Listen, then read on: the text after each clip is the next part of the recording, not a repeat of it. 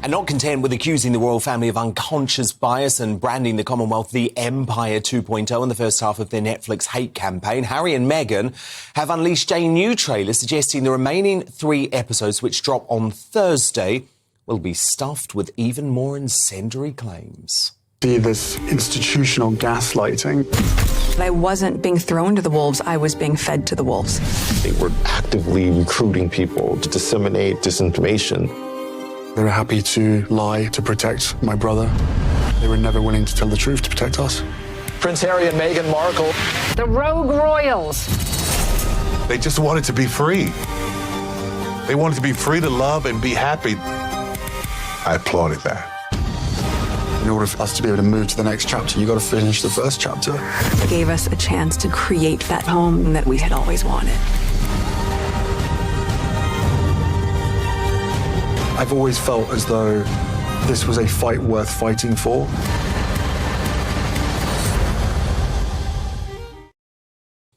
It's hard to see, isn't it, how the Sussexes can return to the royal fold after such ridiculous claims, which is why, in a stunning intervention, a coalition of political grandees, senior military figures and respected historians have gone on the record demanding they stay away from next year's coronation of King Charles. But what do you think? Should Harry and Meghan be banned from the coronation? Send me your thoughts down at gbnews.uk. Vote in our poll at GBNews. And I'm delighted now to be joined by 2 of the esteemed public figures leading the call to ban the Sussexes, former Tory Cabinet Minister David Mallow and retired Rear Admiral Dr Chris Parry. They're going head-to-head with the journalist and author, one of the big defenders of the Sussexes, Nina Mishkov. So, David Mallow, I'm with you on this, but explain why you think the Sussexes should stay away. But because they're selling their family for money. They live off trading insults with their father and with their brother.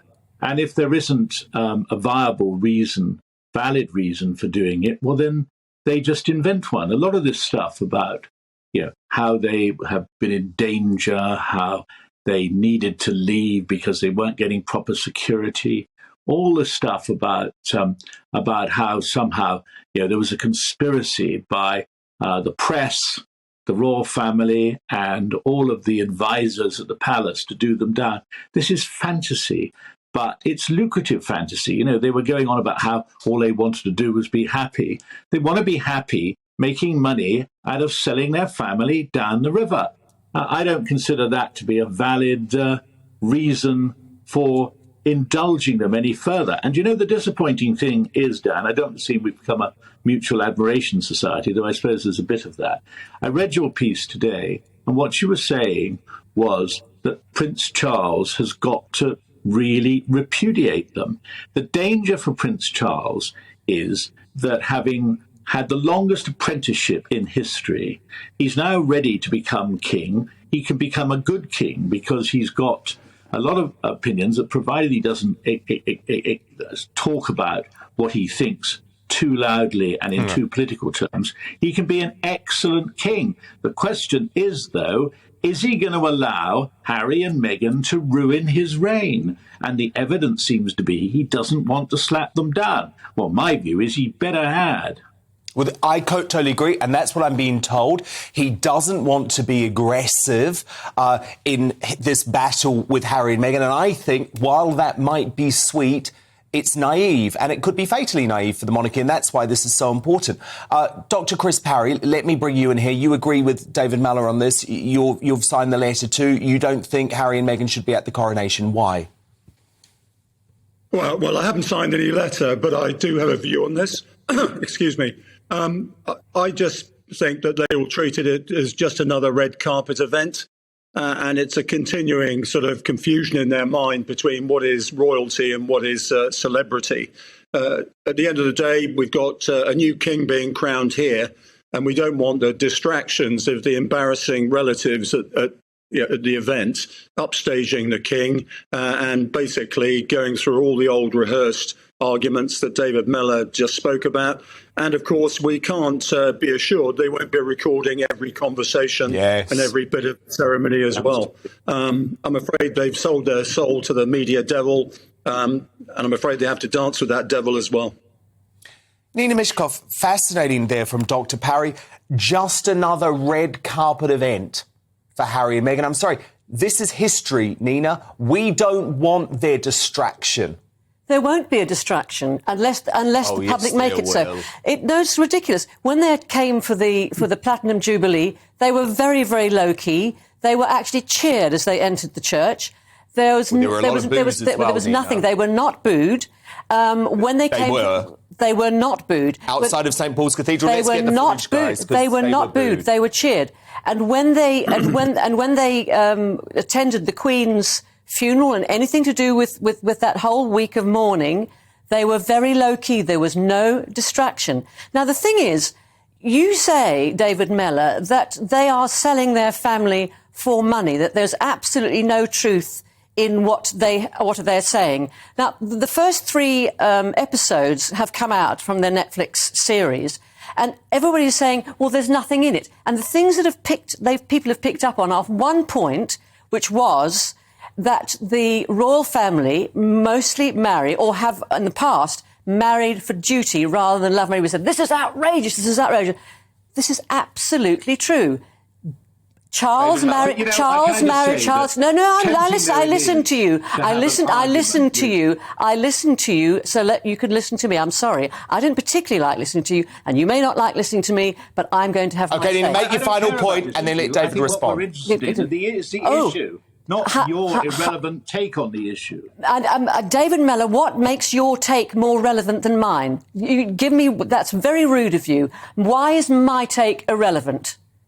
Answer me that. In arguing I'm saying, with you, because you can't say that. That's very the public wants to know. David a question, so let David respond. Nina, let David respond. Nina, let David respond. Out of this film. And they're only being paid for it because they're going to say something nasty. They were going to say, what a wonderful man my dad is, and my brother is a slave to duty. Then people wouldn't be interested. They're poisonous. They have every right to tell their own story. They have every right. They were pushed out by the royal family because they became more popular than Kate and Wills. And that can't be.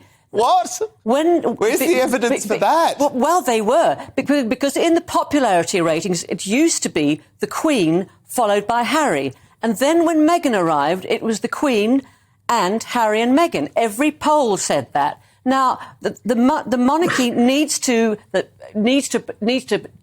keep the whole show on the road. So Kate and Wills have got to be kept front and centre.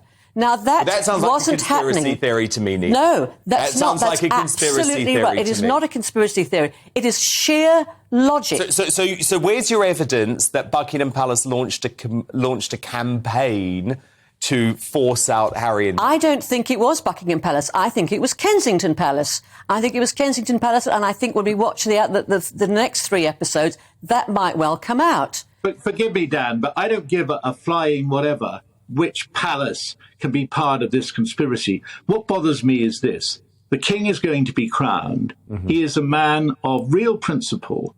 What he gets wrong, though, and I suppose it's guilt real principle. What about the cash for honours? What he gets wrong is the family. What about cash for honours? Nina, let David make his point.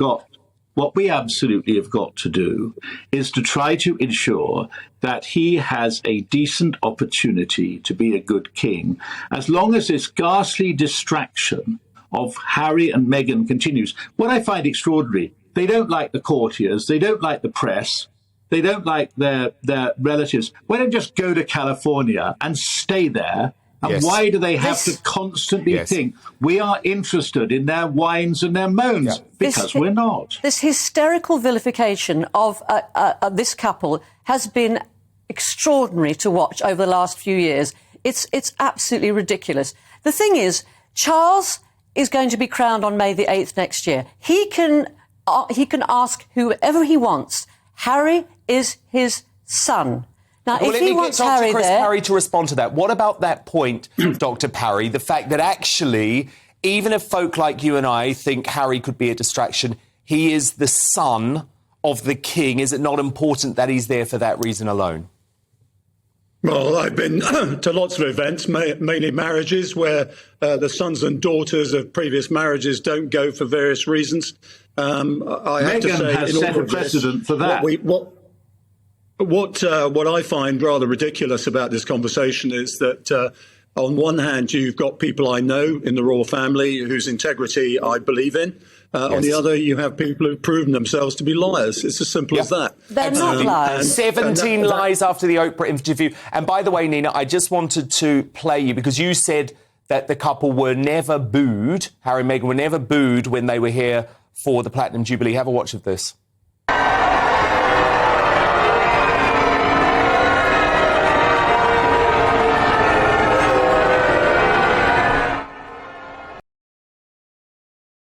Nina, do you accept you got that wrong? If that was them going out, then I got that wrong. But on the way in, they were cheered. You can play that too if you can find it. OK.